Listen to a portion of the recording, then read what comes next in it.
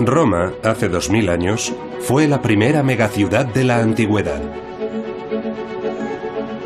En un mundo en el que pocas ciudades tenían más de 10.000 habitantes, en Roma vivían más de 1 millón de personas.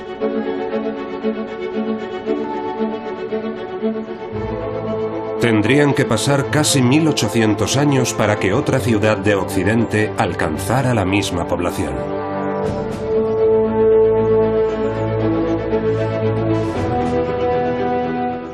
¿Cómo la gestionaban sin todas las tecnologías de las que dependen nuestras ciudades modernas? Transportes, comunicaciones, energía.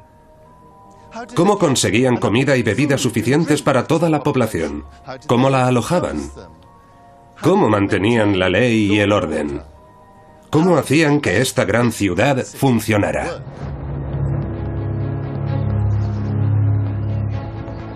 Hoy voy a mostrar cómo Roma superó a todas las ciudades que habían existido hasta entonces y cómo superó muchos de los retos a los que se enfrentan las megaciudades actuales.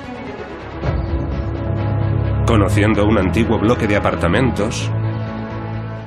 Lo que más me gusta es que esto no es solo un trozo de arqueología, sino un trozo de historia viva. Infraestructuras increíbles. Estamos justo debajo del foro. Y a un pueblo muy orgulloso. ¿Dónde está el dolor? ¡Están los misiles! ¡Fantástico!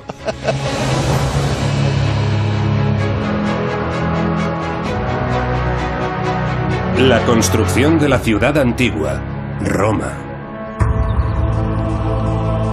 Conseguir que una ciudad de 1 millón de habitantes funcionara en las condiciones de la antigüedad era un reto enorme. Pero en el año 31 a.C., un hombre, el emperador Augusto, se convirtió en el soberano indiscutible de Roma. Su papel era mantener la paz en todos sus territorios imperiales. Pero si Augusto no podía gobernar la capital, tampoco podría gobernar un imperio, de forma que para estar a la altura del desafío estableció un nuevo modelo de cómo organizar una ciudad.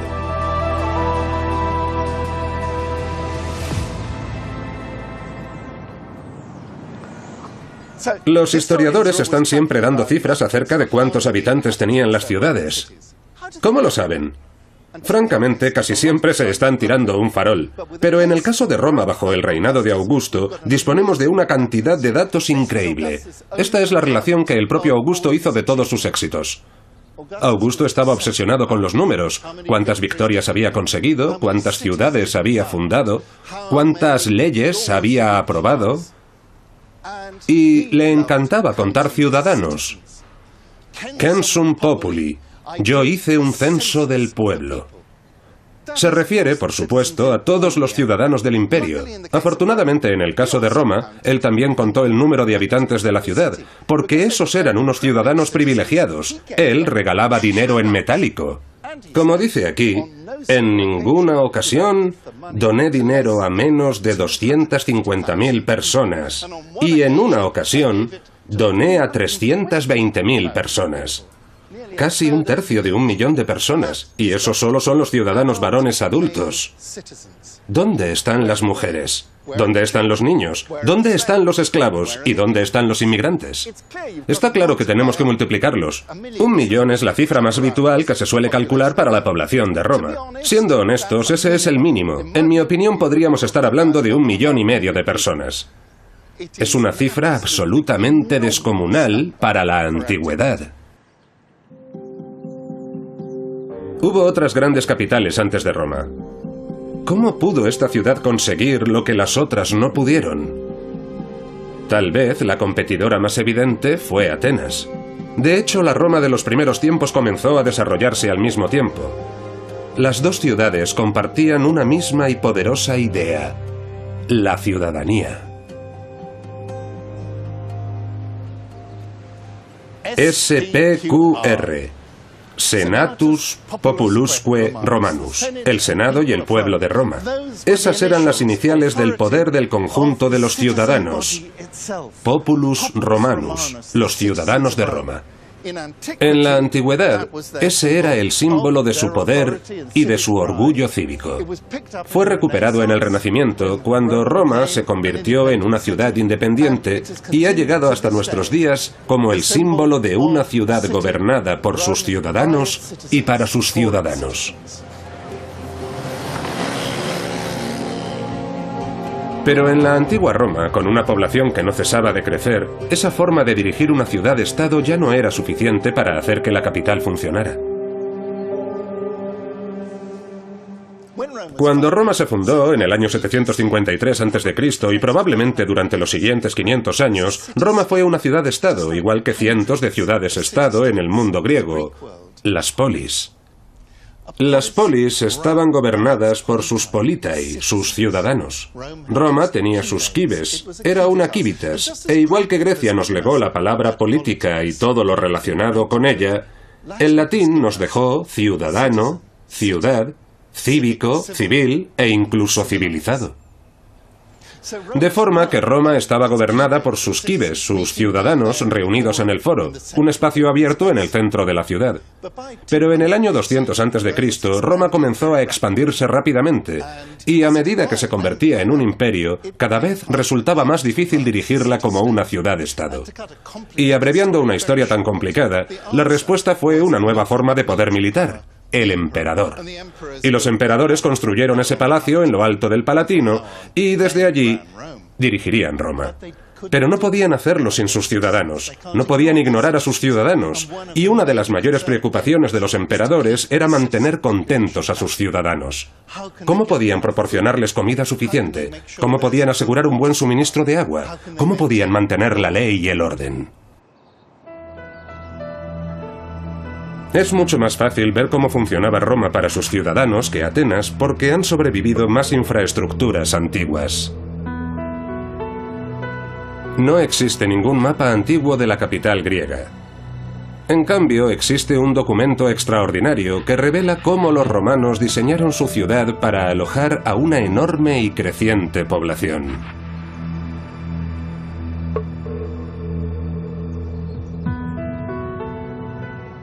Hoy este gran muro es la pared exterior de una iglesia, la iglesia de San Cosme y San Damián. En la antigüedad era la pared interior de un gran palacio imperial. Y sobre esa pared había algo fantástico, un mapa de la ciudad de Roma. Estaba hecho con losas de mármol. Aún es posible ver los agujeros para sujetar las placas. Y ese plano cubría toda la pared. En él se describía la ciudad de Roma con gran detalle. Aunque esas placas nos han llegado muy deterioradas y partidas, solo nos queda una décima parte del plano. Pero es suficiente para que podamos reconstruir con gran detalle el callejero de la antigua Roma. Una de las cosas más fascinantes que podemos ver en ese plano de la ciudad de Roma es que, en muchos puntos, las calles se corresponden exactamente con calles que siguen existiendo hoy.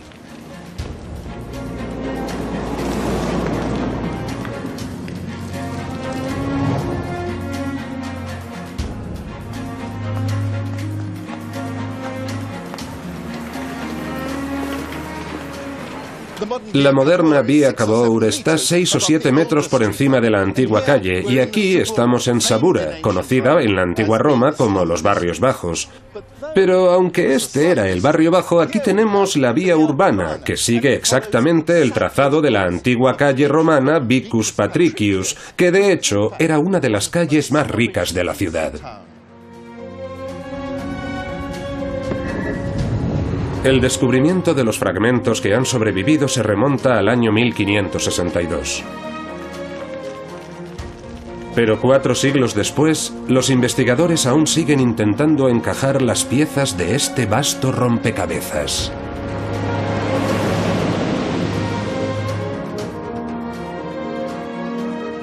Lo que nos permite colocar los fragmentos del plano de mármol de esta zona es esta calle, la Via delle Zoccolette. Esta larga curva es producto de la curva que traza el río Tíber justo delante de nosotros.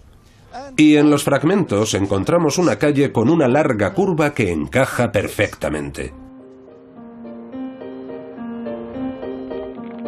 Lo que nos revela es un área de 5 kilómetros de longitud por 2 de anchura, en los que se encuentran muchos hitos arquitectónicos que hoy conocemos.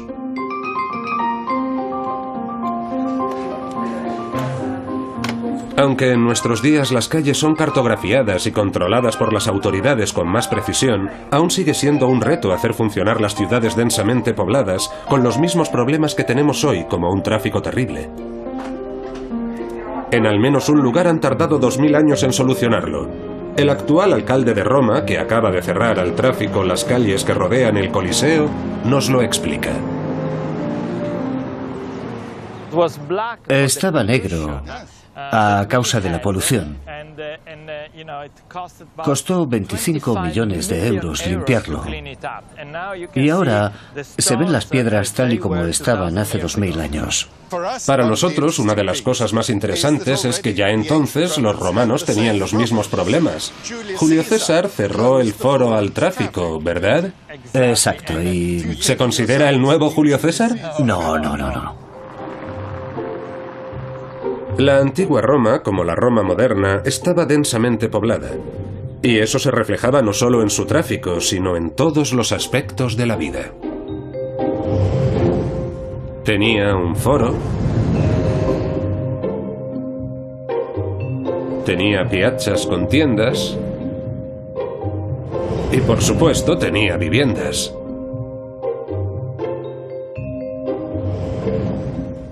Para ayudarme a llenar los huecos sobre cómo y dónde vivían los romanos de la antigüedad, me acompaña mi colega de Cambridge, Tiziana D'Angelo. Supongo que tenemos que agradecerle a Mussolini que despejara este espacio. Sin trenes ni autobuses, la población de Roma se concentraba en el centro. Para resolver el problema de la vivienda para más de 1 millón de personas, los romanos construyeron en vertical. Este es un antiguo bloque de viviendas o ínsulae. Creo que es sorprendente, porque bajo el nivel actual del suelo hay 2 plantas más. Y no olvides las 3 plantas superiores. Sí, 5 plantas en total en un edificio de pisos de la antigua Roma. De 2000 años de antigüedad. Es un ejemplo de cómo hacer viviendas para una población muy densa en el corazón de la ciudad, ¿verdad? Hay que pensar que este bloque de viviendas podía acoger hasta 200 personas, como miles de edificios más en los que vivía la creciente población de Roma. Lo que más me gusta es que esto no solo es un trozo de arqueología, es un trozo de historia viva. Aquí vivió gente hasta 1932. Las ínsulae a menudo eran descritas como lugares oscuros, pequeños y miserables. ¿Pero eso es realmente cierto? Esto parece una unidad, un apartamento. Sí, bueno, aquí hay unas cuantas iguales. De hecho, hay 4 seguidas. Vale, tenemos 4. Sí. Y hay 5 plantas en total. Esto es una vivienda estándar. No está mal de tamaño, ¿no? No es pequeña. No. Es bastante amplia. ¿Cuánto mide? 4 metros por 9. ¿36 metros cuadrados? Es mucho más grande que algunos apartamentos actuales. La gente tiene la idea de que los romanos vivían en bloques de pisos mugrientos, en apartamentos diminutos. El suelo está sucio, las paredes desnudas. ¿Así era la vida de una vivienda romana? Bueno, tienes que usar un poco tu imaginación. No hay ninguna razón para que estas paredes o el techo no estuvieran decoradas cuando las construyeron. Por ejemplo, mira el techo. Hay restos de yeso. Probablemente todo el techo y las paredes estuvieran enlucidas. Sí. Pero podemos ofrecerte algo más si eres difícil. Ahora soy el cliente exigente. Podríamos decorarlo un poco más. Por ejemplo, esa pared, la pared principal del siglo II, podríamos pintarla con esos lienzos rojos y amarillos que estaban tan de moda. ¿Y qué harás con el suelo? Bueno, lo limpiaremos un poco. Y después podríamos poner algo parecido a lo que hay en el pasillo de fuera. Ese opus spicatums, ese dibujo en espina de pez, que es muy resistente y relativamente bonito. Vale, imagina que yo soy el inquilino y que me voy a mudar aquí y te digo, disculpe, señor propietario, no me gusta nada este suelo. Quiero un suelo de mosaico apropiado. No muy lejos hay restos de decoración. Parece un edificio moderno. Esto es una biblioteca infantil. Es maravilloso, absolutamente maravilloso. Vaya, ¿qué tenemos aquí? Creo que tenemos unos magníficos ladrillos romanos. Sí, son mucho más regulares. Las casas en Roma, como en cualquier ciudad, cambiaban continuamente, con nuevos propietarios que hacían sus propias reformas. Mira este mosaico. Sí, es un poco psicodélico, ¿no? Es como si alguien hubiera intentado colocar huevos de avestruz en equilibrio unos encima de otros y se hubieran caído todos. Bueno, de hecho, en el siglo II a.C. esto estaba muy de moda. Es un mosaico en blanco y negro. Y sí, tienes razón, el dibujo no es una obra maestra, algo que también vemos por el tamaño de las teselas, que son muy grandes, de más de 1 centímetro. Aún así, los artesanos tardaron mucho tiempo en hacer este trabajo. Y les pagaban bastante bien. Cobraban 65 denarios por día, y eso es bastante. Es una cantidad enorme, es mucho más de lo que cobraba un legionario. Bueno, es un sueldo excelente. Un gran trabajo si puedes pagarlo, y necesitarías algo más que un artista del mosaico, ¿no? Necesitarías un fontanero. Sí, eso es importante. Yo quiero agua corriente en mi piso, por favor. Y aquí lo tienes. Sí. Por aquí pasa una tubería. Eso significa que presumiblemente al menos algunas habitaciones tenían agua corriente. Resulta extraordinario pensar que en el siglo I hubiera apartamentos individuales en los bloques de viviendas romanas que tuvieran agua corriente. Algo que incluso hoy no existe en muchos lugares del mundo.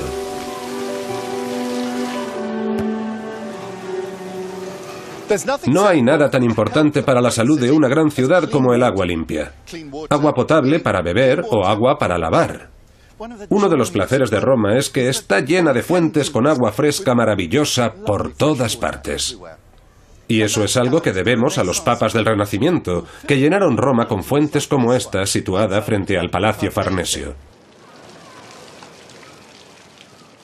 Aunque parezca mentira, esta fuente en particular está hecha con una parte de un baño romano, de los baños de Caracalla. Trajeron este baño ornamental para hacer una fuente, porque también los romanos, los antiguos romanos, conocían la importancia del agua dulce y la trajeron hasta aquí en vastas cantidades. Todos sabemos que los romanos tenían grandes baños públicos, pero no olvidemos que lo fundamental era que disponían de un suministro constante de agua potable. Y eso no era una tarea menuda. Exigió quizás el mayor proyecto de infraestructura pública jamás acometido en el mundo antiguo.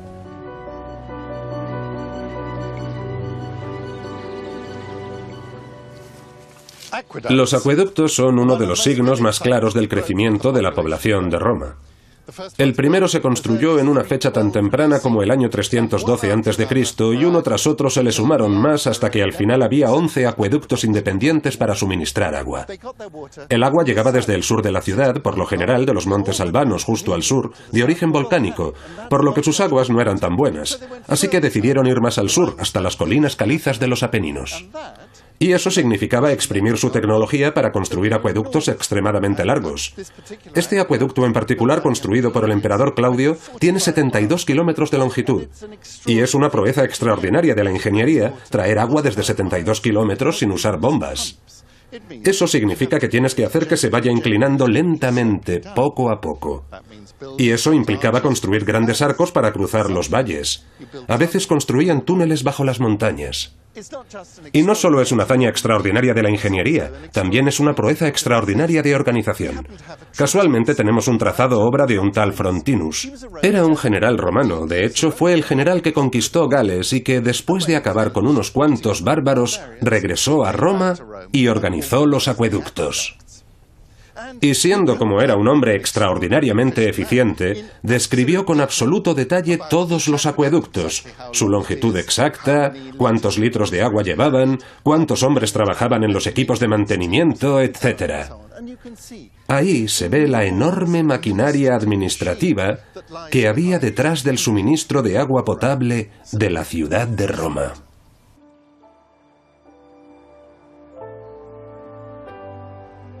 Tras la caída de Roma en el siglo V, los acueductos cayeron en el abandono. Los papas del Renacimiento intentaron reconstruirlos, pero incluso 1000 años después no estuvieron a la altura de sus antiguos predecesores. Aqua Marcia es un fantástico ejemplo de construcción romana con una altura notable. Y esto de aquí es Aqua Felice, una especie de tubería de hormigón, que es lo mejor que los papas supieron hacer. Aquí está su nombre, Aqua Felice. Estaban tan orgullosos de su obra que pusieron una pequeña placa de mármol. Pero no pensemos que está al mismo nivel de la pericia de los ingenieros que construyeron los acueductos romanos de la antigüedad. De hecho, solo resucitando el viejo sistema de acueductos romano fueron posibles las espectaculares fuentes de la Roma del Renacimiento.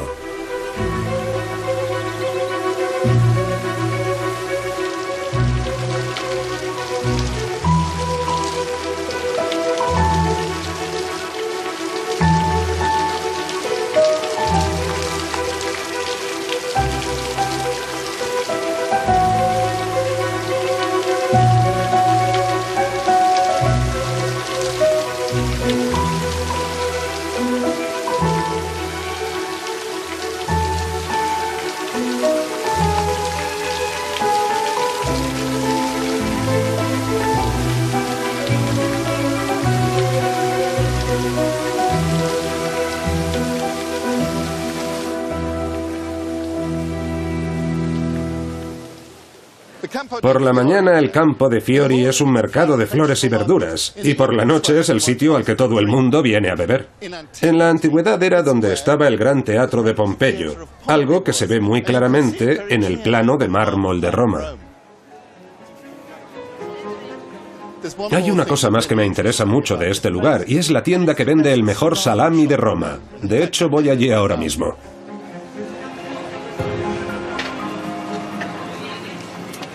Mantener alimentados a los ciudadanos era de la mayor importancia para los emperadores. 250.000 de ciudadanos recibían trigo gratis bajo el reinado de Augusto. Pero poco a poco, los emperadores añadieron otras ofertas, como el aceite de oliva. En el año 270, el emperador Aureliano, el mismo que construyó las murallas de Roma, añadió una ración de cerdo. Los ciudadanos recibían 2 kilos de cerdo por cabeza al mes. En total, consumían 1,5 millones de kilos de cerdo al año a costa del emperador. Y Roma, la antigua Roma, estaba llena de carnicerías, soari, y esa tradición se ha mantenido hasta hoy. ¡Qué bien huele! ¡Oh, Andrea, buonasera! Benedetto, a los antiguos romanos les encantaban las salchichas, a mí también. Yo venía aquí a menudo cuando vivía en Roma y Benedetto siempre está de guasa. Si lo he entendido bien, este es un negocio muy antiguo. Se remonta a la antigüedad, a los emperadores romanos, ¿verdad? Sí, nosotros somos sus descendientes. ¡Sus descendientes! Si es así, tienes que darme 2 kilos de carne. Ahora mismo te doy tus 2 kilos de carne. ¡Estupendo! ¡Acepto! Esta es la ración para un mes. Para ti, esta es la ración para una semana. Para mí sí. He engordado un poco con los años. Estás muy bien. Andrea, ha sido un placer. Hasta pronto. Un gran placer. Esta es mi ración como ciudadano romano. Chao, Andrea. Chao.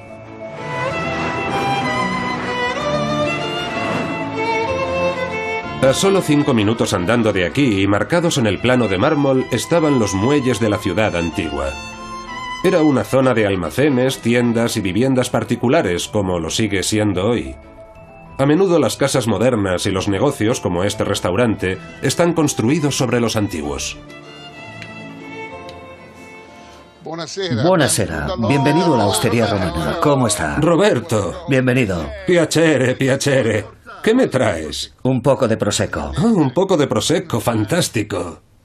Si no me equivoco, los antiguos romanos dejaron muchas huellas de su paso en esta calle. Sí, es verdad. ¿También aquí? Tenemos muchas cosas bonitas aquí debajo. Cosas muy bonitas. Tienes que verlas, son preciosas. Ya lo sospechaba. Todos los sitios en los que he estado aquí conservan algo de la antigua Roma. ¿Dónde vamos? Vamos abajo, está un poco desordenado. Este restaurante está construido 6 metros por encima del antiguo nivel de la calle. ¿Quién sabe qué tesoros puede haber debajo? Justo lo que esperaba, la puerta para bajar a la bodega.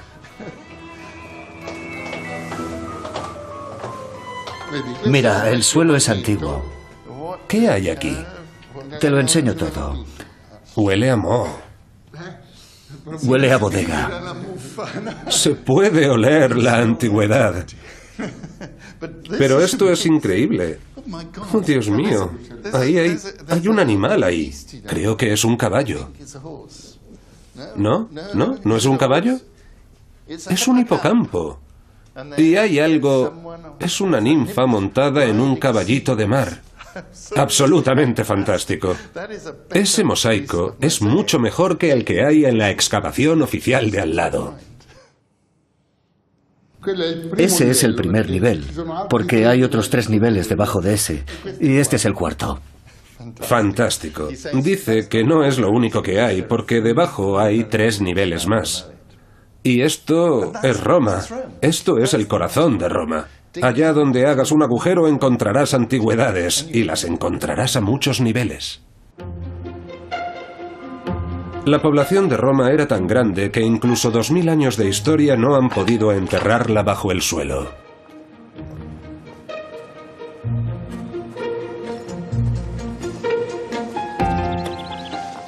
Bueno, aquí estoy, encima de un gigantesco vertedero romano. Un antiguo vertedero romano. Este se alza 50 metros por encima del nivel de la calle. Eso significa que si miramos a nuestro alrededor, no hay ni un solo tejado que se eleve por encima de su altura. Y es enorme. Mide más de 1 kilómetro de circunferencia. Eso es el equivalente a unos 6 bloques de viviendas. Y no es cualquier tipo de basura. Esta es una basura muy especial. Vamos a echar un vistazo. Está formada totalmente por esto: los fragmentos de terracota de unos recipientes llamados ánforas. Se calcula que esta colina está formada por unos 50 millones de ánforas. Sabemos muchísimas cosas sobre las ánforas romanas. Son inconfundibles. Las hay de todos los tamaños y formas y llegaban desde todos los rincones del Mediterráneo. Y los arqueólogos las han estudiado. Y lo que hay que saber... Esto es un trozo de la base, pero es mejor coger uno de estos. Bien, esto es el borde, y con esto sabes las dimensiones de la ánfora.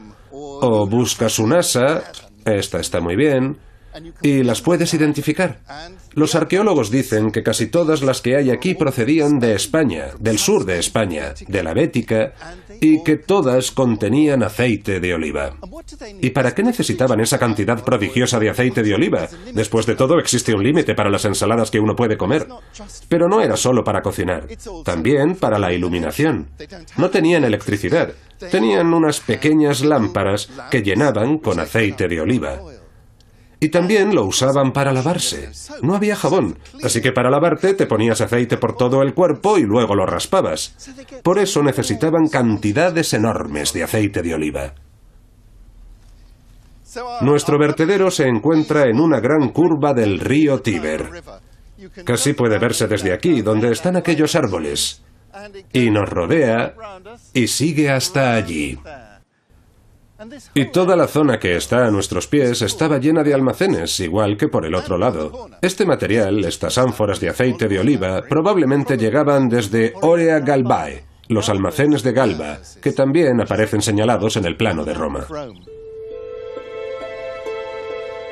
El río Tíber fluye a través del corazón de la Roma moderna igual que lo hacía en los tiempos antiguos. Pero hay grandes diferencias entre el río de entonces y el de ahora. Hoy el Tíber está flanqueado en sus 2 orillas por enormes diques. Se construyeron a finales del siglo XIX para acabar con las inundaciones en la ciudad. En la antigüedad no había diques y tenían graves problemas con las inundaciones, pero también utilizaban el río.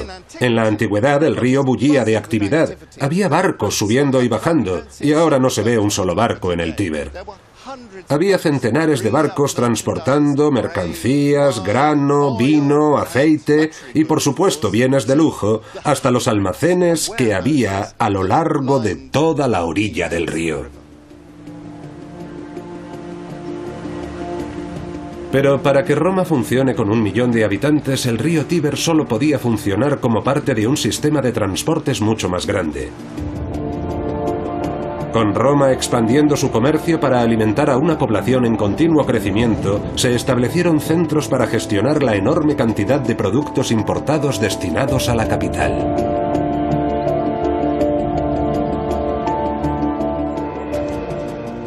Si hay un lugar en el que podemos hacernos una idea exacta de la auténtica dimensión y complejidad del comercio que abastecía de alimentos a Roma, es aquí, en Ostia. Y lo que tenemos aquí es una enorme piazza con una especie de pasaje cubierto. Y al fondo había una fila de oficinas. Aquí era donde los fletadores y comerciantes hacían sus negocios. Y ponían una especie de carteles publicitarios. Esta es una imagen del río Nilo y su delta. Egipto y Alejandría eran 2 de los lugares más importantes con los que comerciaba el imperio. Aquí tenemos una buena imagen de cómo se hacía un flete. Una nave grande llegaba a puerto y aquí un hombre, sobre una plancha de desembarco, lleva una ánfora a un barco más pequeño que después remontará el río hasta los almacenes de Roma. Y por aquí está una estupenda imagen del faro. Por supuesto, cuando cruzabas el Mediterráneo y veías el gran faro, sabías que por fin habías llegado.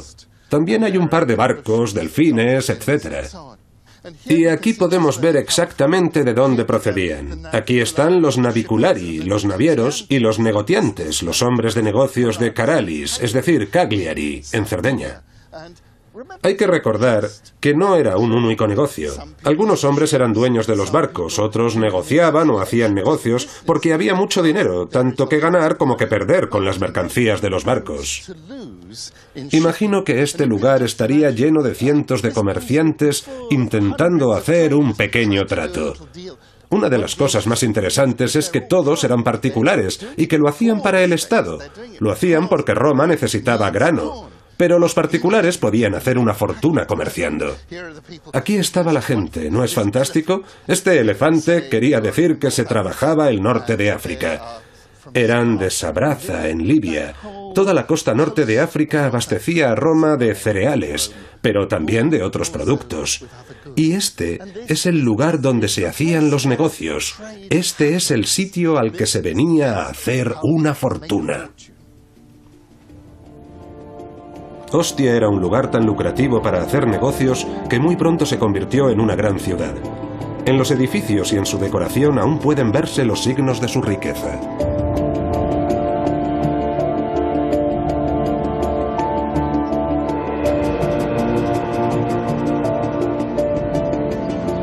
Pero la riqueza y el comercio global que en el siglo I tenían a Roma por destino hicieron que Ostia se quedara pequeño. La antigua Roma tuvo que adaptarse y siguió expandiéndose. Y a 2 kilómetros al norte de Ostia se embarcó en la construcción de una infraestructura colosal para alimentar a su pujante población. Justo en el mismo lugar en el que hoy se encuentra el nudo de comunicaciones más importante de Italia. Nos encontramos al lado del bullicioso aeropuerto de Roma, Fiumicino. El zumbido del tráfico es incesante. Los aviones vuelan tan bajo que a veces es imposible oírse uno mismo. Sin embargo, a pesar de que este es uno de los yacimientos romanos más importantes, es uno de los menos conocidos. Este era el gran puerto de Roma, que los romanos simplemente llamaban Portus, el puerto. Roma no tenía una bahía natural. El río Tíber llega al mar y no tiene una ensenada alrededor. Recordemos Atenas. Ellos tenían el Pireo, una bahía natural. Roma tuvo que hacer una ensenada artificial superando los obstáculos naturales. Y para hacerlo se necesitaron todos los recursos del imperio y al emperador Claudio. Estas columnas son típicas de las construcciones del emperador Claudio, muy interesado por las infraestructuras. A él le gustaban los edificios prácticos y robustos, y ordenó construir una enorme bahía artificial en la desembocadura del río Tíber. Y con la ensenada llegaron todos los edificios y almacenes adyacentes. Para hacernos una idea de las dimensiones de este lugar, he venido a ver a mi viejo amigo Simon Kay, que ha hecho un descubrimiento extraordinario. Vaya, Simon, habéis trabajado como hormiguitas. Sin duda, sin duda. Habéis hecho un buen agujero en este pobre y bonito sitio. Lo que Simon ha excavado solo era una pequeñísima parte de toda la red del complejo portuario. Esta zanja tan solo es una parte de un muelle de lo que era un enorme complejo. Originalmente este muelle tenía casi 60 metros de longitud, es decir, 3 veces esto. Y tienes que imaginártelos uno detrás de otro. Así que llegaba lejos, hasta allí. Y tenía 12 metros de anchura. ¿Altura? Altura, bueno, ¿estás preparado? Este edificio se alzaba un máximo de 18 metros, aproximadamente hasta allí arriba. Hasta la copa de los árboles. Sí, era realmente gigantesco. Estaba hecho para que fuera visto como una demostración de lo que los romanos eran capaces de hacer, construyendo una fachada que reflejaba el poder de Roma y que al mismo tiempo era muy funcional. Lo que estamos viendo tan solo es un tercio de uno de los muelles. Hay que pensar que ese edificio de 18 metros de altura solo era una pequeñísima parte de un complejo en el que podían atracar al menos 500 barcos. Eso nos permite hacernos una idea de la extraordinaria escala con la que se construyó este puerto. El impresionante complejo ocupaba unas 350 hectáreas, en parte de las cuales ahora se encuentra la casa señorial del duque Sforza Cesarini, que se siente estrechamente unido con su pasado romano. ¿Es muy importante para usted, personalmente, conservar las antigüedades romanas? Mucho. Yo me eduqué en la sensibilidad hacia la historia y en el hábito de vivir junto a objetos del pasado. Considero que es mi deber protegerlo, conservarlo, mejorarlo y darlo a conocer. Sí, para mí es muy, muy importante. Claudio construyó Portus porque Ostia se había quedado demasiado pequeña para Roma, pero el comercio crecía tan rápido que Trajano tuvo que ampliar de nuevo el puerto en el siglo II y construyó una nueva dársena de 3 hectáreas. Se sabe que tenía la forma de un gran hexágono para aprovechar al máximo el espacio de atraque para los barcos. Pero desde el suelo es muy difícil hacerse una idea. Solo hay una forma de comprobarlo.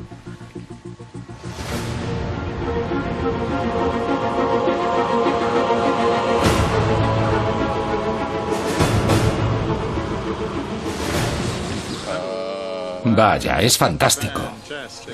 Sí, es justo lo que queríamos. Es maravilloso, se ve muy claro. Desde 500 metros de altura se aprecia claramente el hexágono de Trajano.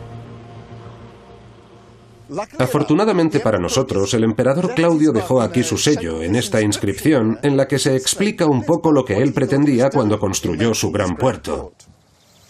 Como todas las inscripciones imperiales, comienza con su nombre en letras enormes, Tiberio Claudio, hijo de Druso Julio César, y luego una larga retahíla de títulos que ocupan un par de líneas.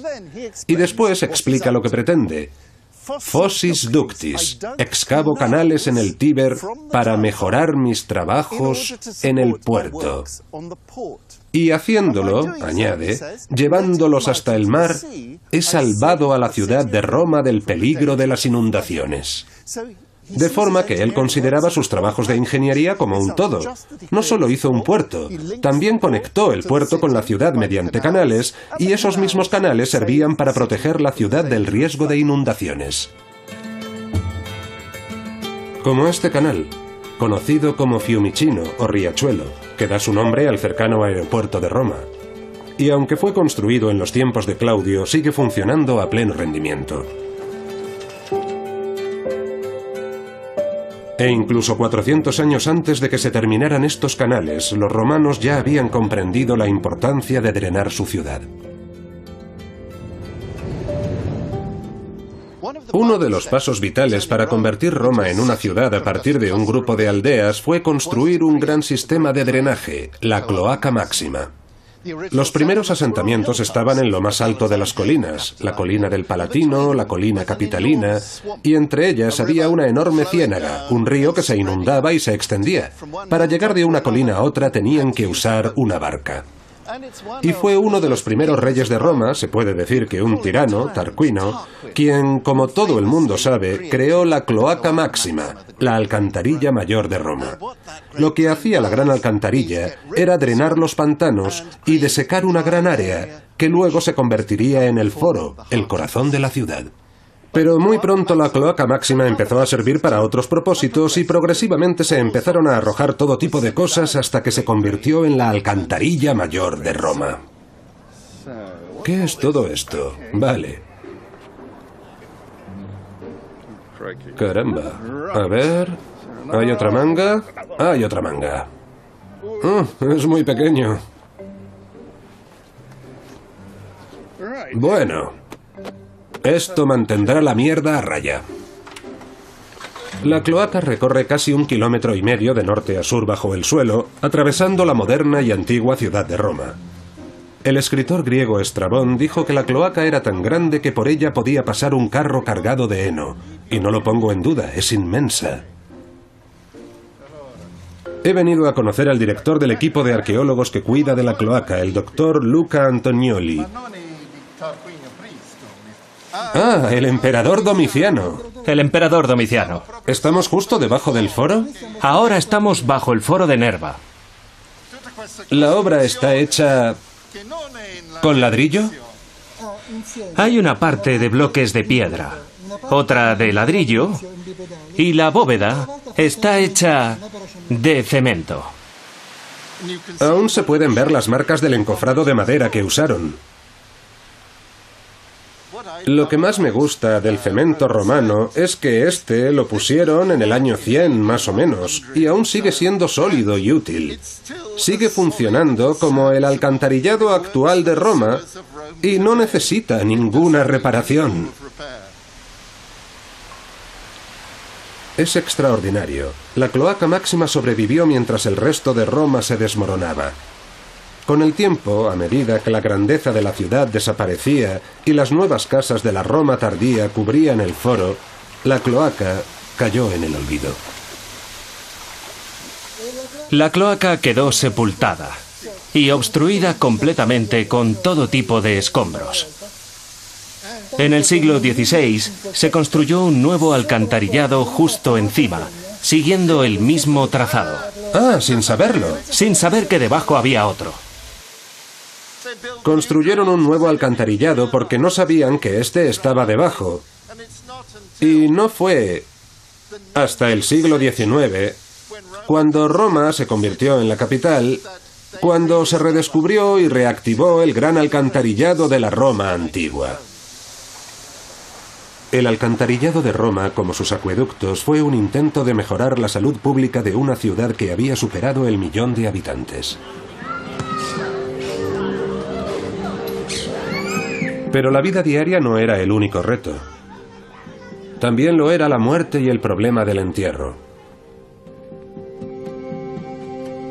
Puede que esto solo parezca el cobertizo de un jardín, pero hay mucho más de lo que se puede ver a simple vista. A partir del siglo II a.C., la cremación se hizo cada vez más popular para los funerales. No es de extrañar si consideramos el aumento de la población y escasez de espacio. Debo decir que esta es mi tumba romana favorita. Se la conoce como el columbario de Pomponio Hilas.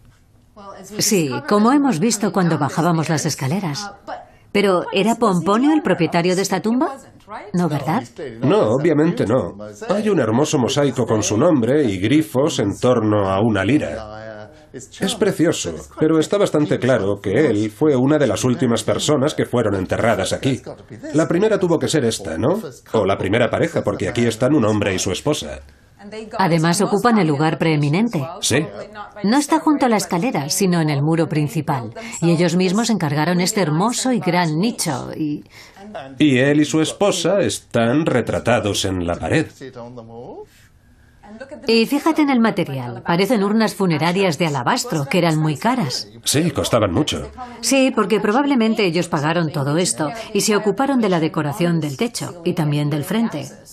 Porque el estilo es similar. Así que debemos suponer que estas personas, bueno, que él hizo una fortuna, aunque no fuera un aristócrata romano, ¿no? La moda romana de tener tumbas grandes y ostentosas comenzó con la aristocracia romana, pero con el tiempo, esta es del siglo I después de Cristo, la gente que enterraban aquí, en realidad, eran antiguos esclavos. Este hombre se llamaba Granius Néstor. Néstor es un nombre de la mitología griega. Puede que fuera un hombre nacido libre, pero es muy improbable. Y su esposa se llamaba Adone, que significa la señora Placeres. Es un nombre muy típico de esclava, ¿verdad? Y también se presentan de una forma muy romana. Fíjate en él. Lleva una toga y sujeta un pergamino. Era la imagen que ellos querían proyectar de buenos ciudadanos romanos. Querían mostrar que de alguna forma lo habían conseguido, que habían triunfado en su círculo y mira lo que pusieron. El uso del color es fantástico, ¿verdad? Eso es azul egipcio, uno de los pigmentos más caros que se podían comprar en la antigüedad. Eso quiere decir algo. No es como los otros nichos que están pintados solo con amarillo y rojo, que son colores naturales y por lo tanto menos caros. Aquí intentaban proyectar los mismos valores que tuvieron en vida. Querían que se viera en las conmemoraciones que quizás se celebraban aquí cada año. Eso era lo que ellos querían que vieran los vivos y por lo que querían que se les recordara. Esta tumba tiene más de 100 nichos para las cenizas de los que aquí descansan. La palabra columbarium en latín significa palomar.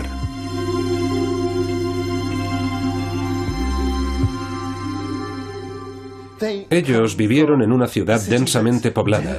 Había decenas de miles de personas como ellos, y ni siquiera podían soñar con tener una tumba solo para ellos. La construyeron con montones de nichos para otras personas. Es un poco como un bloque de Insulae, ¿verdad?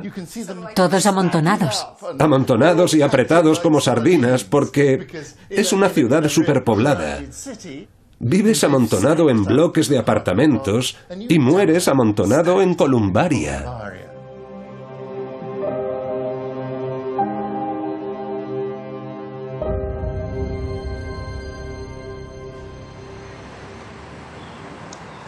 Todas las grandes ciudades dependen de la inmigración. Es necesaria para crecer, para tener mano de obra barata y para los trabajos especializados. Estamos en la Roma moderna, muy cerca de una estación, en una zona llena de inmigrantes de Bangladesh, chinos, africanos, rumanos, de todas partes.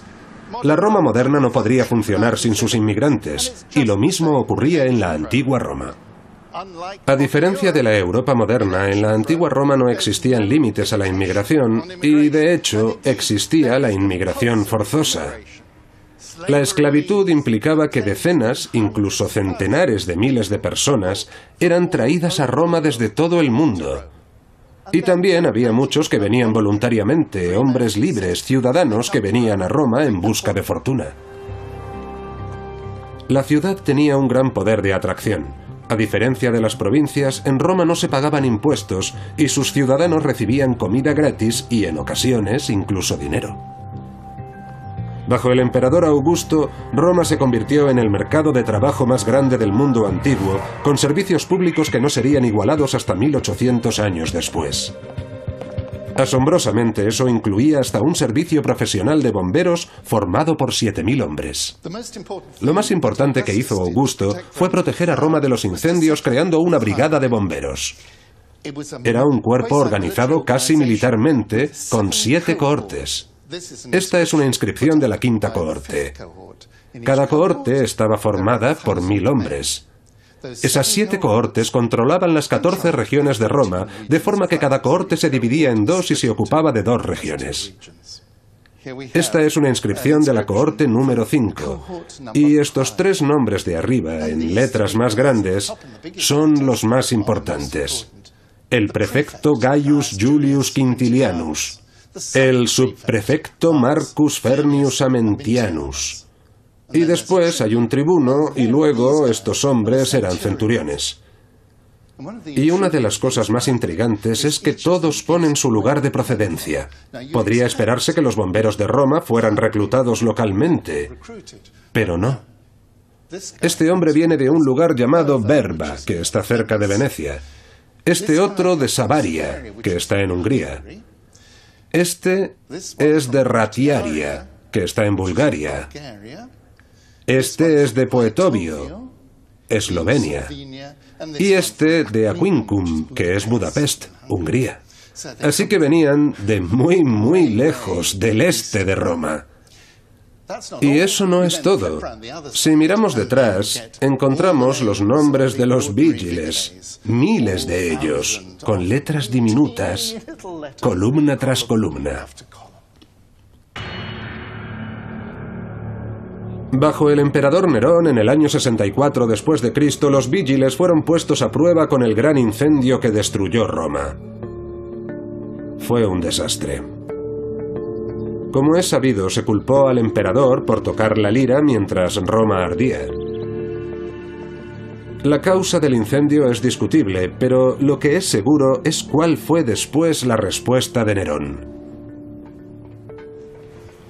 Nos encontramos bajo el nivel de la calle de la Roma actual, en una moderna sala de multicines. Cuando la construyeron, siguieron excavando para conseguir más espacio. Y lo que descubrieron es que un enorme edificio romano les cerraba el paso. Lo que tenemos aquí son 2 bloques de viviendas completos, pared con pared, que tenían al menos 3 plantas. Por el sello de los ladrillos, a los romanos les encantaba estampar sus nombres en los ladrillos, sabemos que fueron construidos bajo el imperio de Nerón. Lo que vemos aquí son los muros divisorios de los 2 bloques. Y Nerón dijo, quedan prohibidas las paredes medianeras, no se puede construir un edificio con el muro del otro, tienen que tener muros separados porque eso impide que el fuego se extienda. Durante el gran incendio, los vigiles se quejaron de la falta de agua para apagar las llamas. Nerón decretó que todas las ínsulae tuvieran acceso a una cisterna con suministro abundante de agua. A pesar de sus reformas, la leyenda de Nerón ha llegado hasta nuestros días. El moderno cuerpo de bomberos toma su nombre de los vigiles y sus antiguos colegas aún son celebrados. ¿Dónde está el dolor? ¡Están los vigiles! Bueno, aquí tenemos un magnífico grupo de vigiles, el portaestandarte, y parecen tipos duros. Será mejor que no me meta con ellos. Y aquí está el centurión, Simone. Grande piacere, complimenti. Gracias. ¿Puedes explicarme qué herramientas utilizaban? Bueno, el equipo que usaban los bomberos entonces no era muy diferente al actual. Sobre todo eran herramientas que servían para demoler los edificios. En el caso de que existiera el peligro de que se extendiera el fuego. Exacto. Y para demolerlos usaban estos martillos o un hacha romana, como esta. Vaya, un hacha romana. Bueno, da un poco de miedo. Esto cortaba la madera rápido. ¿Cómo se apagaba el fuego? Usaban esto. Estos son los chentones, mantas de lana. Se fabricaban con los retales de la lana que sobraba. Mira lo dura que es. Fabuloso. Una manta ignífuga romana hecha de retales de lana. Se metían en barriles de agua con vinagre y con ellas se apagaban las llamas. Las sumergían en agua con vinagre porque el vinagre tiene un importante efecto retardante del fuego. El agua se llevaba desde las cisternas con ánforas. Sí, ya me imagino que debía ser duro apagar un incendio solo lanzando agua con el ánfora. Pero los Vigiles tenían un arma secreta, una bomba hidráulica llamada sifón. Esto funciona así. Tiene dos émbolos. Se cogía agua y el aire la comprimía, de forma que el agua salía a presión. Así que hay dos tubos. Uno succiona el agua, que pasa a través de este émbolo, y después el agua, al pasar, el aire está bajo presión. Y cuando mueves las válvulas arriba y abajo, lanza un chorro de agua. Bravísimo. Gracias. Dime, ¿el grupo tiene un lema? Claro, es el lema de los bomberos desde hace 2000 años. ¡Bomberos! ¿Dónde está el dolor? ¡Están los Vigiles! ¡Fantástico! Bajo Nerón, los Vigiles eran una organización semimilitar con funciones de policía. Junto con otras fuerzas paramilitares sumaban al menos 20.000 hombres dedicados a velar por la seguridad de los ciudadanos romanos.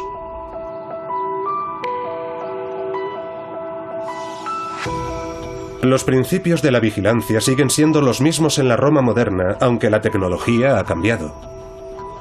Un circuito cerrado de televisión realiza muchas de las tareas de vigilancia que antaño hacían los Vigiles, pero aunque los antiguos romanos no tenían planos digitales, sí comprendían la organización que, como en muchos otros ámbitos de la vida romana, era clave para que su ciudad funcionara. La única casa privada marcada en la forma urbis era la residencia del prefecto de la ciudad, el hombre responsable de las fuerzas de la ley y el orden en Roma. Es muy posible que el documento que nos ha ayudado a comprender el plano de la antigua Roma estuviera, de hecho, expuesto en el despacho del jefe de la policía. Ya bajo el reinado de Augusto, Roma había alcanzado el 1.000.000 de habitantes y probablemente se mantuvo más o menos en el mismo nivel durante los siguientes 300 e incluso 400 años. No fue hasta que el poder imperial romano se derrumbó cuando la población también cayó. Y a mediados del siglo VI puede que se hubiera reducido a la exigua población de 30.000 habitantes. Y ninguna ciudad en Europa volvería a alcanzar el 1.000.000 de habitantes hasta comienzos del siglo XIX. Ahora lo vemos. No es ninguna coincidencia que Londres fuera también la capital del Imperio Mundial y no intentara disfrazar su poderío.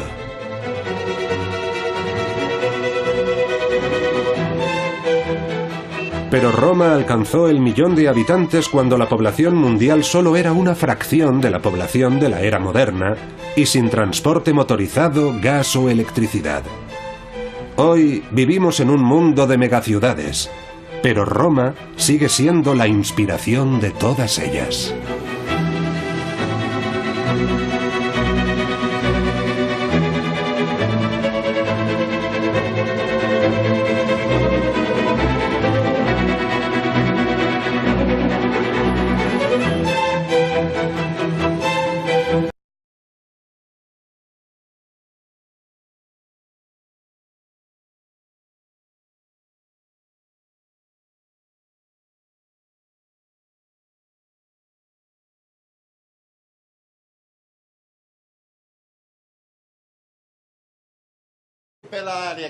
¡Qué bien huele!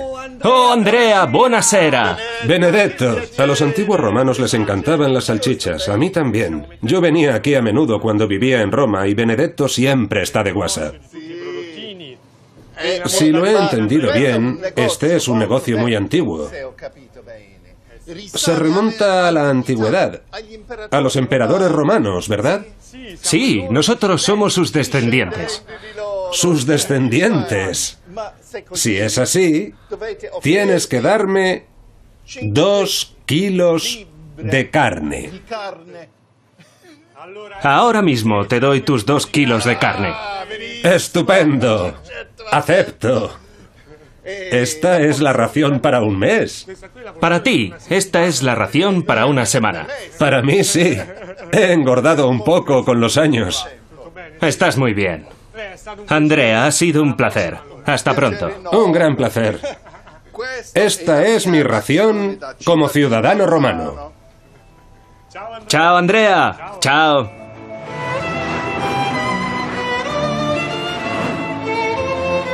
A solo 5 minutos andando de aquí y marcados en el plano de mármol estaban los muelles de la ciudad antigua. Era una zona de almacenes, tiendas y viviendas particulares, como lo sigue siendo hoy. A menudo las casas modernas y los negocios, como este restaurante, están construidos sobre los antiguos. Buonasera. Bienvenido a la hostería romana. ¿Cómo está? Roberto. Bienvenido. Piacere, piacere. ¿Qué me traes? Un poco de prosecco. Oh, un poco de prosecco, fantástico. Si no me equivoco, los antiguos romanos dejaron muchas huellas de su paso en esta calle. Sí, es verdad. ¿También aquí? Tenemos muchas cosas bonitas aquí debajo. Cosas muy bonitas. Tienes que verlas, son preciosas. Ya lo sospechaba. Todos los sitios en los que he estado aquí conservan algo de la antigua Roma. ¿Dónde vamos? Vamos abajo. Está un poco desordenado. Este restaurante está construido 6 metros por encima del antiguo nivel de la calle. ¿Quién sabe qué tesoros puede haber debajo? Justo lo que esperaba, la puerta para bajar a la bodega.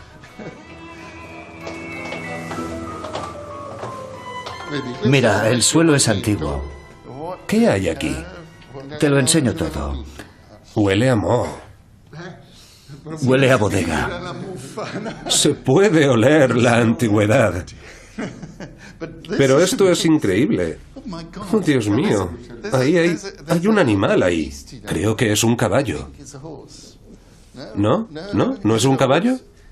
Es un hipocampo. Que otra ciudad de Occidente alcanzara la misma población.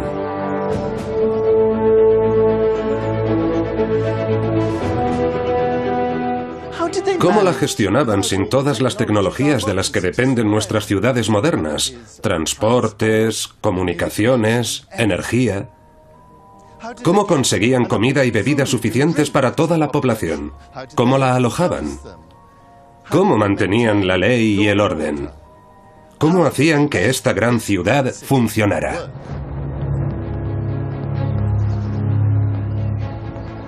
Hoy voy a mostrar cómo Roma superó a todas las ciudades que habían existido hasta entonces y cómo superó muchos de los retos a los que se enfrentan las megaciudades actuales.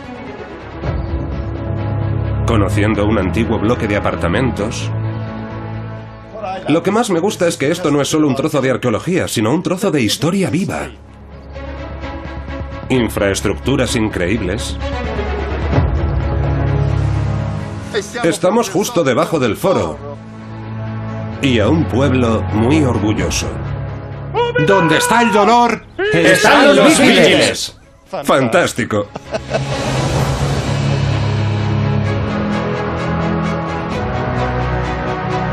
La construcción de la ciudad antigua, Roma. Conseguir que una ciudad de 1 millón de habitantes funcionara en las condiciones de la antigüedad era un reto enorme. Pero en el año 31 a.C., un hombre, el emperador Augusto, se convirtió en el soberano indiscutible de Roma. Su papel era mantener la paz en todos sus territorios imperiales. Pero si Augusto no podía gobernar la capital, tampoco podría gobernar un imperio. De forma que para estar a la altura del desafío, estableció un nuevo modelo de cómo organizar una ciudad.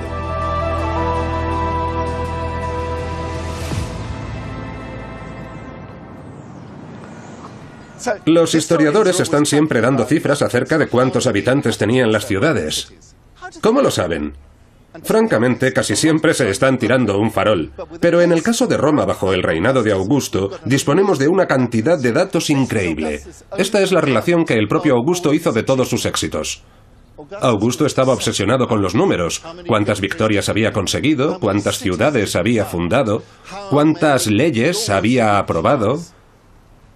Y le encantaba contar ciudadanos. Censum populi. Yo hice un censo del pueblo. Se refiere, por supuesto, a todos los ciudadanos del imperio. Afortunadamente, en el caso de Roma, él también contó el número de habitantes de la ciudad, porque esos eran unos ciudadanos privilegiados. Él regalaba dinero en metálico. Como dice aquí, en ninguna ocasión es un mercado de flores y verduras, y por la noche es el sitio al que todo el mundo viene a beber. En la antigüedad era donde estaba el gran teatro de Pompeyo, algo que se ve muy claramente en el plano de mármol de Roma. Hay una cosa más que me interesa mucho de este lugar, y es la tienda que vende el mejor salami de Roma. De hecho, voy allí ahora mismo.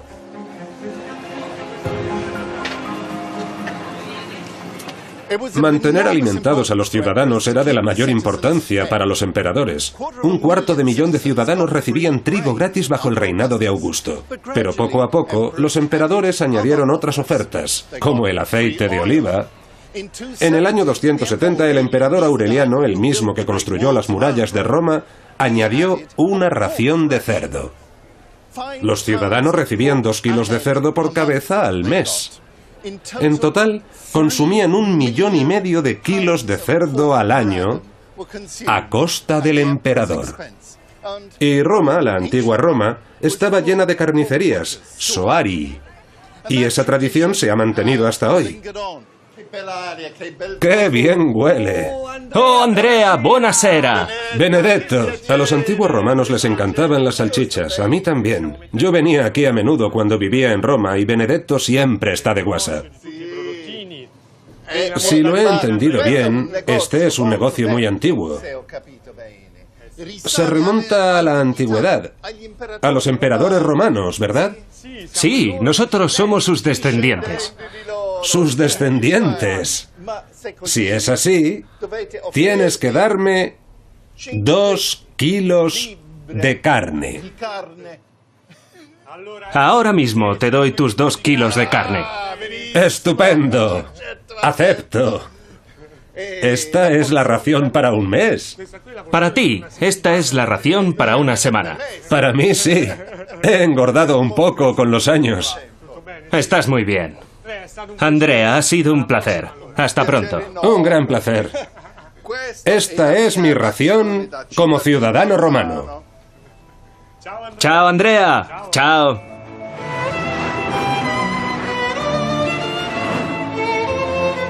A solo 5 minutos andando de aquí y marcados en el plano de mármol estaban los muelles de la ciudad antigua.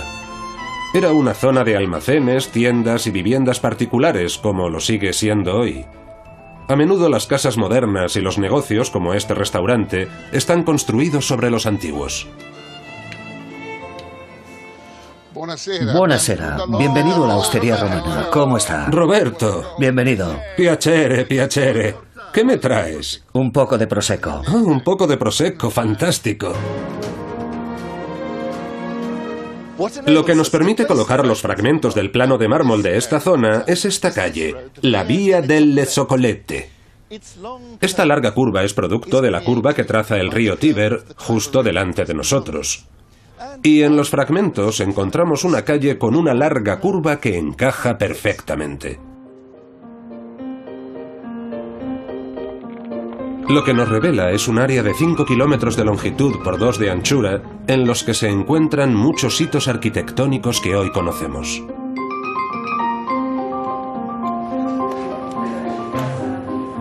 Aunque en nuestros días las calles son cartografiadas y controladas por las autoridades con más precisión, aún sigue siendo un reto hacer funcionar las ciudades densamente pobladas con los mismos problemas que tenemos hoy, como un tráfico terrible.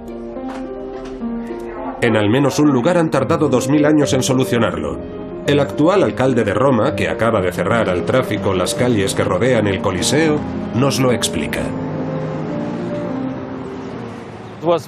Estaba negro a causa de la polución. Costó 25 millones de euros limpiarlo. Y ahora se ven las piedras tal y como estaban hace 2000 años. Para nosotros, una de las cosas más interesantes es que ya entonces los romanos tenían los mismos problemas. Julio César cerró el foro al tráfico, ¿verdad? Exacto, y... ¿Se considera el nuevo Julio César? No. La antigua Roma, como la Roma moderna, estaba densamente poblada. Y eso se reflejaba no solo en su tráfico, sino en todos los aspectos de la vida. Tenía un foro, tenía piazzas con tiendas y, por supuesto, tenía viviendas.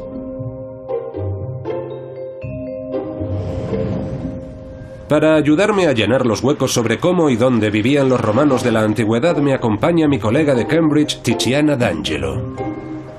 Supongo que tenemos que agradecerle a Mussolini que despejara este espacio. Sin trenes ni autobuses, la población de Roma se concentraba en el centro. Para resolver el problema de la vivienda para más de 1 millón de personas, los romanos construyeron en vertical. Este es un antiguo bloque de viviendas o ínsulae. Creo que es sorprendente, porque bajo el nivel actual del suelo hay 2 plantas más. Y no olvides las 3 plantas superiores. Sí, 5 plantas en total en un edificio de pisos de la antigua Roma. De 2000 años de antigüedad. Es un ejemplo de cómo hacer viviendas para una población muy densa en el corazón de la ciudad, ¿verdad? Chentones, mantas de lana. Se fabricaban con los retales de la lana que sobraba. Mira lo dura que es. Fabuloso. Una manta ignífuga romana hecha de retales de lana. Se metían en barriles de agua con vinagre y con ellas se apagaban las llamas. Las sumergían en agua con vinagre porque el vinagre tiene un importante efecto retardante del fuego. El agua se llevaba desde las cisternas con ánforas. Sí, ya me imagino que debía ser duro apagar un incendio solo lanzando agua con el ánfora. Pero los vigiles tenían un arma secreta, una bomba hidráulica llamada sifón. Esto funciona así. Tiene 2 émbolos. Se cogía agua y el aire la comprimía, de forma que el agua salía a presión. Así que hay 2 tubos. Uno succiona el agua, que pasa a través de este émbolo, y después el agua, al pasar, el aire está bajo presión. Y cuando mueves las válvulas arriba y abajo, lanza un chorro de agua. Bravísimo. Gracias. Dime, ¿el grupo tiene un lema? Claro, es el lema de los bomberos desde hace 2000 años. ¡Bomberos! ¿Dónde está el dolor? ¡Están los vigiles! ¡Fantástico! Bajo Nerón, los vigiles eran una organización semimilitar con funciones de policía. Junto con otras fuerzas paramilitares sumaban al menos 20.000 hombres dedicados a velar por la seguridad de los ciudadanos romanos.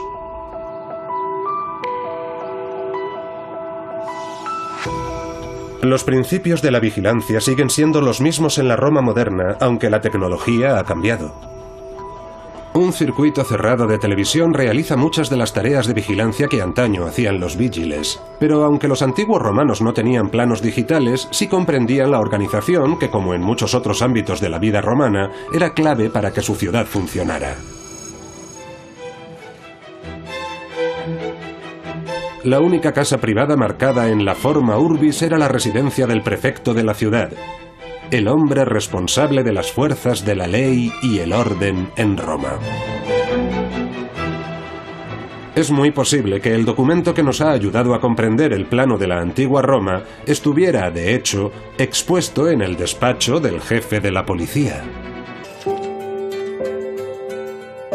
E incluso 400 años antes de que se terminaran estos canales, los romanos ya habían comprendido la importancia de drenar su ciudad.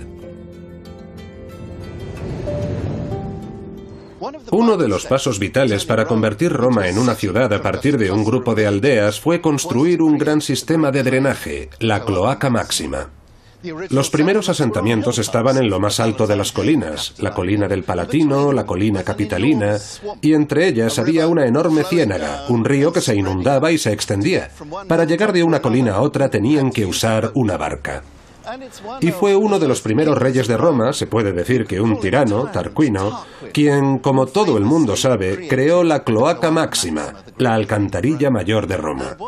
Lo que hacía la gran alcantarilla era drenar los pantanos y desecar una gran área, que luego se convertiría en el foro, el corazón de la ciudad. Pero muy pronto la Cloaca Máxima empezó a servir para otros propósitos y progresivamente se empezaron a arrojar todo tipo de cosas hasta que se convirtió en la alcantarilla mayor de Roma. ¿Qué es todo esto? Vale.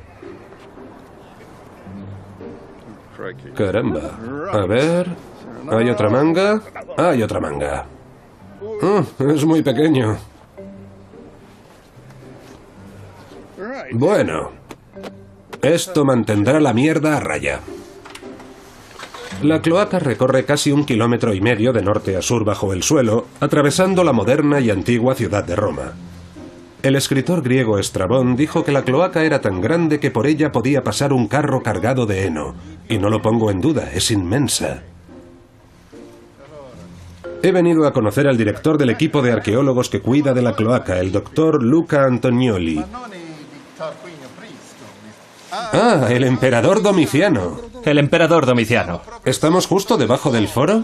Ahora estamos bajo el foro de Nerva. ¿La obra está hecha con ladrillo? Hay una parte de bloques de piedra, otra de ladrillo y la bóveda está hecha de cemento. Aún se pueden ver las marcas del encofrado de madera que usaron. Lo que más me gusta del cemento romano es que este lo pusieron en el año 100 más o menos y aún sigue siendo sólido y útil. Sigue funcionando como el alcantarillado actual de Roma y no necesita ninguna reparación. Es extraordinario. La Cloaca Máxima sobrevivió mientras el resto de Roma se desmoronaba. Con el tiempo, a medida que la grandeza de la ciudad desaparecía y las nuevas casas de la Roma tardía cubrían el foro, a mí también. Yo venía aquí a menudo cuando vivía en Roma y Benedetto siempre está de guasa. Si lo he entendido bien, este es un negocio muy antiguo. Se remonta a la antigüedad, a los emperadores romanos, ¿verdad? Sí, nosotros somos sus descendientes. ¡Sus descendientes! Si es así, tienes que darme 2 kilos de carne. Ahora mismo te doy tus 2 kilos de carne. ¡Estupendo! ¡Acepto! Esta es la ración para un mes. Para ti, esta es la ración para una semana. Para mí sí. He engordado un poco con los años. Estás muy bien. Andrea, ha sido un placer. Hasta pronto. Un gran placer. Esta es mi ración como ciudadano romano. Chao, Andrea. Chao.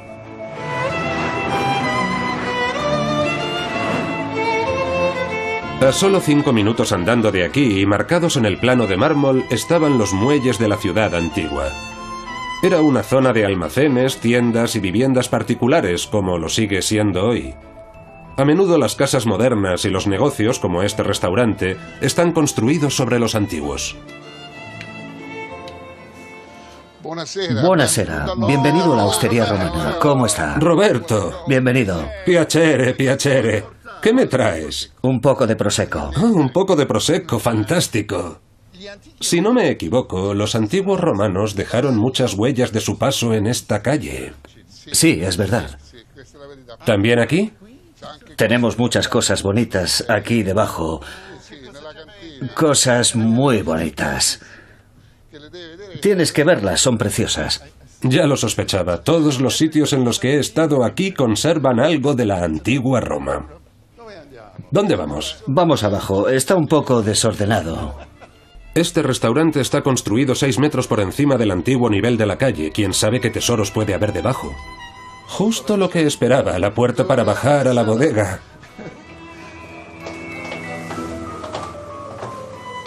Mira, el suelo es antiguo. ¿Qué hay aquí? Te lo enseño todo. Huele a moho. Huele a bodega. Se puede oler la antigüedad. Pero esto es increíble.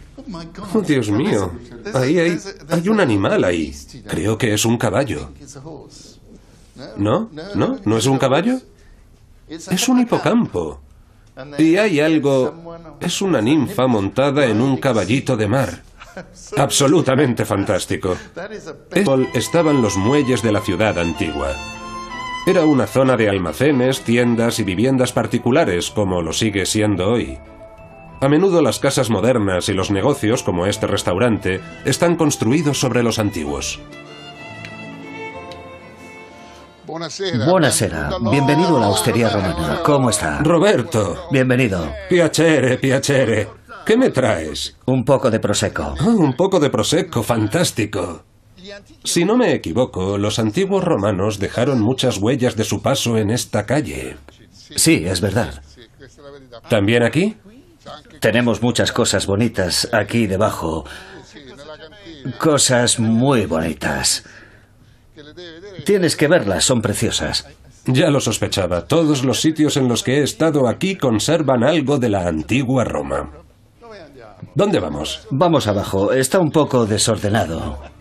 Este restaurante está construido 6 metros por encima del antiguo nivel de la calle. ¿Quién sabe qué tesoros puede haber debajo?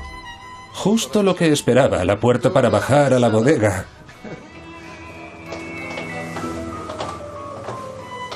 Mira, el suelo es antiguo. ¿Qué hay aquí? Te lo enseño todo. Huele a moho. Huele a bodega. Se puede oler la antigüedad. Pero esto es increíble. Oh, Dios mío. Ahí hay un animal ahí. Creo que es un caballo. ¿No? ¿No? ¿No es un caballo? Es un hipocampo. Y hay algo... Es una ninfa montada en un caballito de mar. Absolutamente fantástico. Ese mosaico es mucho mejor que el que hay en la excavación oficial de al lado. Ese es el primer nivel, porque hay otros 3 niveles debajo de ese, y este es el cuarto. Fantástico. Dice que no es lo único que hay, porque debajo hay 3 niveles más. Y esto es Roma. Esto es el corazón de Roma. Allá donde hagas un agujero encontrarás antigüedades, y las encontrarás a muchos niveles. La población de Roma era tan grande que incluso 2000 años de historia no han podido enterrarla bajo el suelo.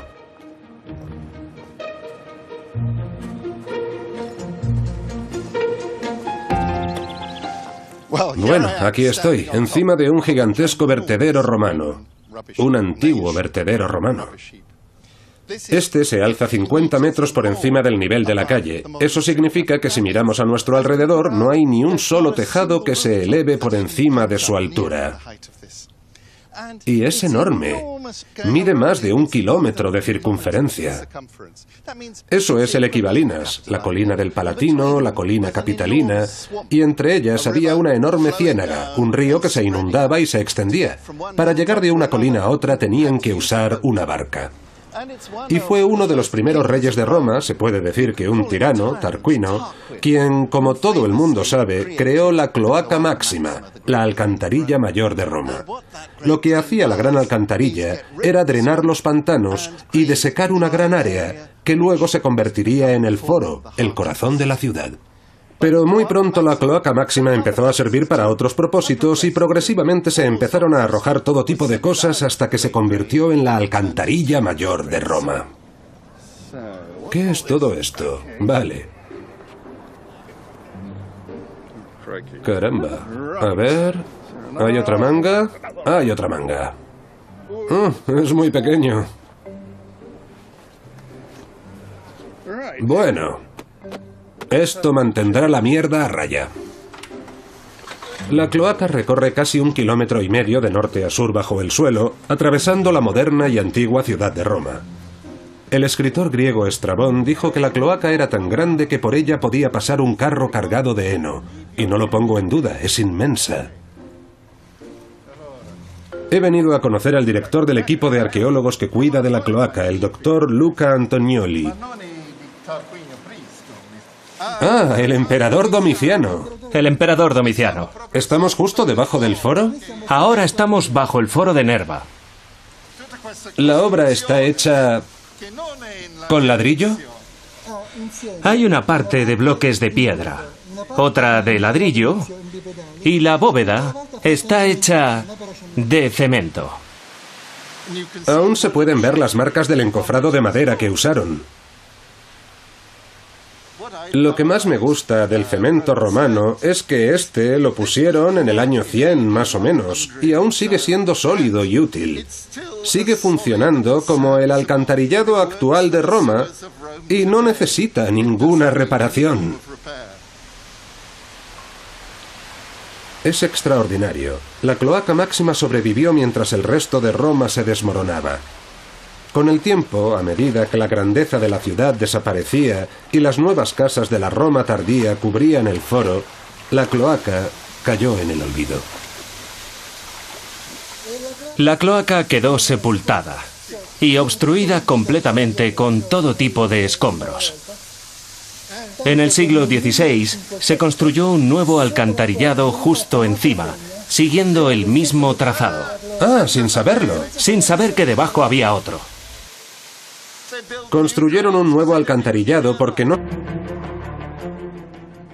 Vaya, Simon, habéis trabajado como hormiguitas. Sin duda, sin duda. Habéis hecho un buen agujero en este pobre y bonito sitio. Lo que Simon ha excavado solo era una pequeñísima parte de toda la red del complejo portuario. Esta zanja tan solo es una parte de un muelle de lo que era un enorme complejo. Originalmente este muelle tenía casi 60 metros de longitud, es decir, 3 veces esto. Y tienes que imaginártelos uno detrás de otro. Así que llegaba lejos, hasta allí. Y tenía 12 metros de anchura. ¿Altura? Altura, bueno, ¿estás preparado? Este edificio se alzaba un máximo de 18 metros, aproximadamente hasta allí arriba. Hasta la copa de los árboles. Sí, era realmente gigantesco. Estaba hecho para que fuera visto como una demostración de lo que los romanos eran capaces de hacer, construyendo una fachada que reflejaba el poder de Roma y que al mismo tiempo era muy funcional. Lo que estamos viendo tan solo es un tercio de uno de los muelles. Hay que pensar que ese edificio de 18 metros de altura solo era una pequeñísima parte de un complejo en el que podían atracar al menos 500 barcos. Eso nos permite hacernos una idea de la extraordinaria escala con la que se construyó este puerto. El impresionante complejo ocupaba unas 350 hectáreas, en parte de las cuales ahora se encuentra la casa señorial del duque Sforza Cesarini, que se siente estrechamente unido con su pasado romano. ¿Es muy importante para usted, personalmente, conservar las antigüedades romanas? Mucho. Yo me eduqué en la sensibilidad hacia la historia y en el hábito de vivir junto a objetos del pasado. Considero que es mi deber protegerlo, conservarlo, mejorarlo y darlo a conocer. Sí, para mí es muy, muy importante. Claudio construyó Portus porque Ostia se había quedado demasiado pequeña para Roma, pero el comercio crecía tan rápido que Trajano tuvo que ampliar de nuevo el puerto en el siglo II y construyó una nueva dársena de 3 hectáreas. Se sabe que tenía la forma de un gran hexágono para aprovechar al máximo el espacio de atraque para los barcos. Pero desde el suelo es muy difícil hacerse una idea. Solo hay una forma de comprobarlo.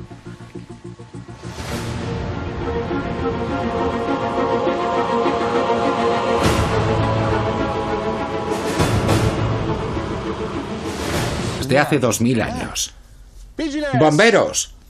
¿Dónde está el dolor? ¡Están los Vigiles! ¡Fantástico!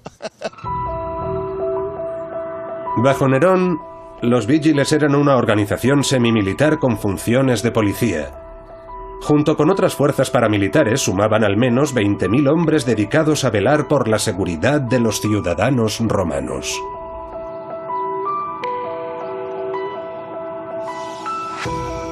Los principios de la vigilancia siguen siendo los mismos en la Roma moderna, aunque la tecnología ha cambiado. Un circuito cerrado de televisión realiza muchas de las tareas de vigilancia que antaño hacían los vigiles, pero aunque los antiguos romanos no tenían planos digitales, sí comprendían la organización que, como en muchos otros ámbitos de la vida romana, era clave para que su ciudad funcionara. La única casa privada marcada en la forma urbis era la residencia del prefecto de la ciudad, el hombre responsable de las fuerzas de la ley y el orden en Roma.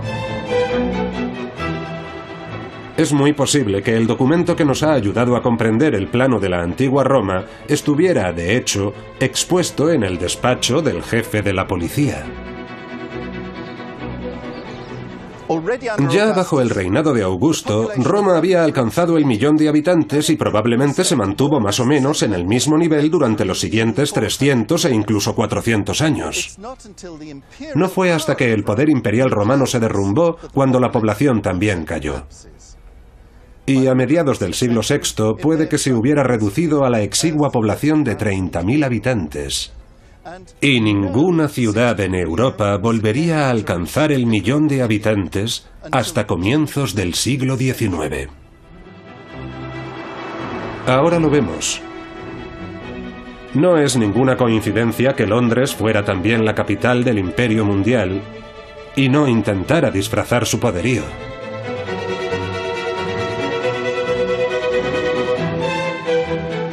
Pero Roma alcanzó el 1.000.000 de habitantes cuando la población mundial solo era una fracción de la población de la era moderna y sin transporte motorizado, gas o electricidad. Hoy vivimos en un mundo de megaciudades, pero Roma sigue siendo la inspiración de todas ellas.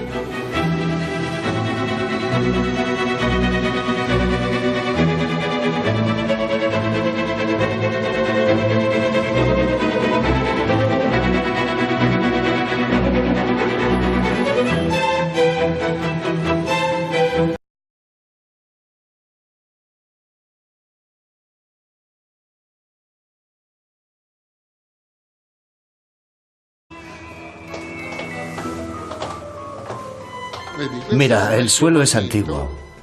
¿Qué hay aquí? Te lo enseño todo. Huele a moho. Huele a bodega. Se puede oler la antigüedad. Pero esto es increíble. Oh, Dios mío. Ahí hay un animal ahí. Creo que es un caballo. ¿No? ¿No? ¿No es un caballo? Es un hipocampo. Y hay algo... Es una ninfa montada en un caballito de mar. Absolutamente fantástico. Ese mosaico es mucho mejor que el que hay en la excavación oficial de al lado. Ese es el primer nivel, porque hay otros 3 niveles debajo de ese, y este es el cuarto. Fantástico. Dice que no es lo único que hay, porque debajo hay 3 niveles más. Y esto es Roma. Esto es el corazón de Roma. Allá donde hagas un agujero encontrarás antigüedades, y las encontrarás a muchos niveles. La población de Roma era tan grande que incluso 2000 años de historia no han podido enterrarla bajo el suelo.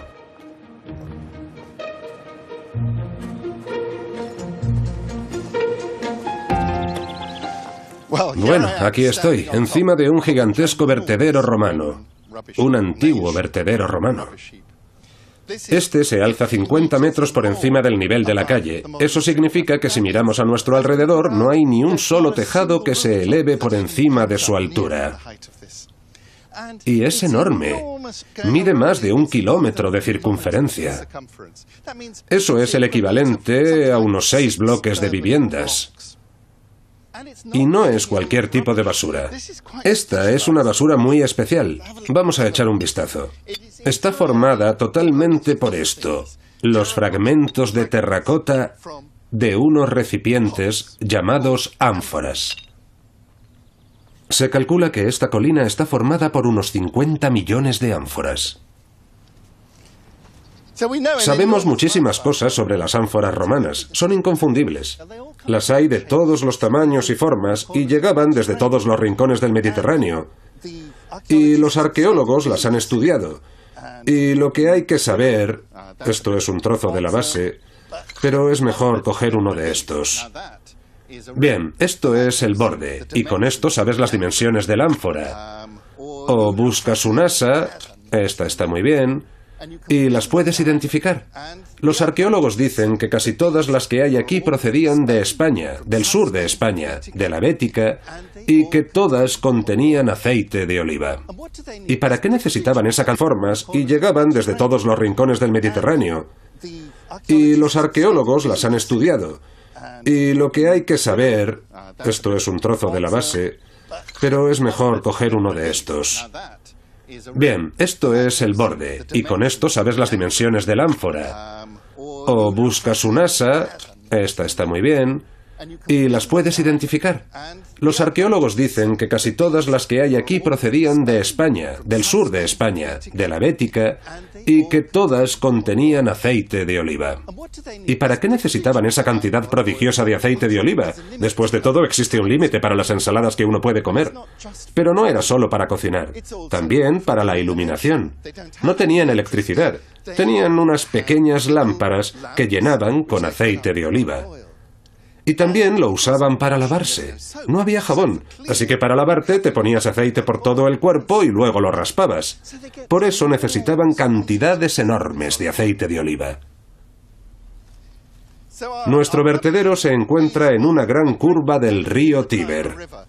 Casi puede verse desde aquí, donde están aquellos árboles. Y nos rodea y sigue hasta allí.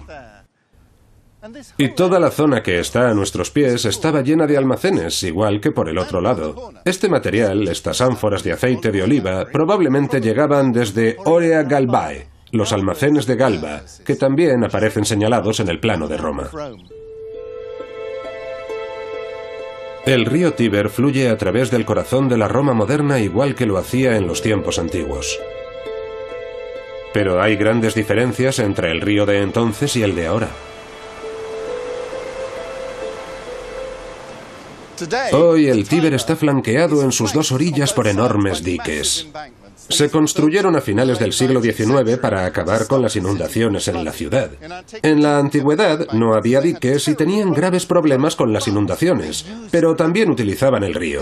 En la antigüedad el río bullía de actividad, había barcos subiendo y bajando, y ahora no se ve un solo barco en el Tíber. Había centenares de barcos transportando mercancías, grano, vino, aceite y, por supuesto, bienes de lujo, hasta los almacenes que había a lo largo de toda la orilla del río. Pero para que Roma funcione con 1 millón de habitantes, el río Tíber solo podía funcionar como parte de un sistema de transportes mucho más grande. Con Roma expandiendo su comercio para alimentar a una población en continuo crecimiento, se establecieron centros para gestionar la enorme cantidad de productos importados destinados a la capital.